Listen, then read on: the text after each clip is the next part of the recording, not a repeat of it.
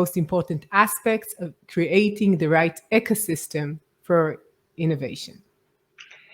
I think that the most important capabilities are connecting academia, industry, and the public sector in order to initiate several directions of innovation. One direction of innovation is you invent something and you turn it into a product and you go to market.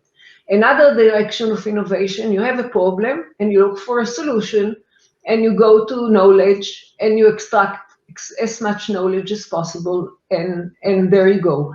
So I think that the connectivity between the public sector, the academia, and the industry is very important on the knowledge level. It's not a political issue. It's only presenting all the problems and presenting the solutions and connecting them fast in order to be competitive. And you feel that Israel is doing it's better? Why is Israel so successful in innovation? Do they do this triangle better? First of all, I think that innovation in Israel is an existential need because many reasons, including the geopolitical situation and the numbers, how small we are in the region that is very different. So I think that this is part of our existential issue to have solutions to unusual situations. Another issue is that people are opinionated and are open about asking questions, and asking questions often have answers. And when you have answers, it means that you moved ahead a time. So you think that the fact that Israelis ask so much questions is one of the secrets of what's going on in Israel? Opinion and questions are very important for innovation. And do we know how to connect academia and the private sector and the entrepreneurs? Yes and no. Yes, because we do. And no, because we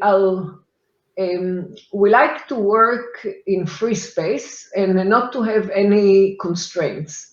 And any kind of collaboration between different ecosystems is limiting the freedom in a way.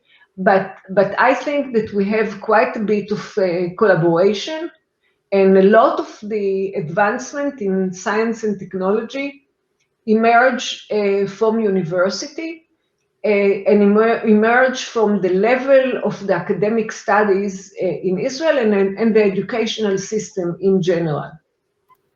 You know, but as someone who was like almost thinking about my kids going to university, I sometimes feel that universities in Israel, I don't know like worldwide, but they are not really giving the solutions for the students, maybe from the academic research side, but do they really prepare them for the private sector, as we say? So the issue of private sector, you're right. I think that the universities only now are encouraging the connectivity with the industrial or innovative environment that is not research. I think almost all universities have now entrepreneurship programs for all disciplines, not necessarily technological.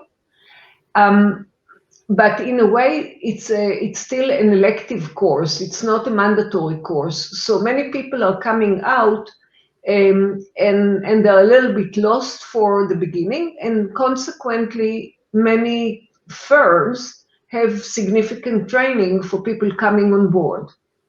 Yeah. So other than what we said about the opinion and asking question from the governmental side that you were part of, what helped Israel become this startup nation or technology nation? It's very interesting because I was talking about the history today, and basically, as Israel started as a very poor country, it started with 15% GDP per capita at its earlier ages relative to the United States. And Yigal Allon, who was a very influential figure until he died at an early age, um, at the end of the 60s, he decided to see if you can turn knowledge into an economical value. He knew very well how to turn knowledge into a survival method in defense, because he was a general in the defense before. And he asked Ephraim Katzir, who was a professor at the Weizmann Institute and later was the president of the State of Israel, he asked him to lead a commission back in '69 and to determine what would be the method to turn knowledge into economical value. And that was the origin of setting the offices of chief scientists in several ministries, and specifically the Ministry of Defense and the Ministry of then Trade and Industry, later Industry and Trade, and today Economy, and now it is probably moving to the Ministry of Science and Innovation. Two of the chief scientists were also director generals in the government of Israel.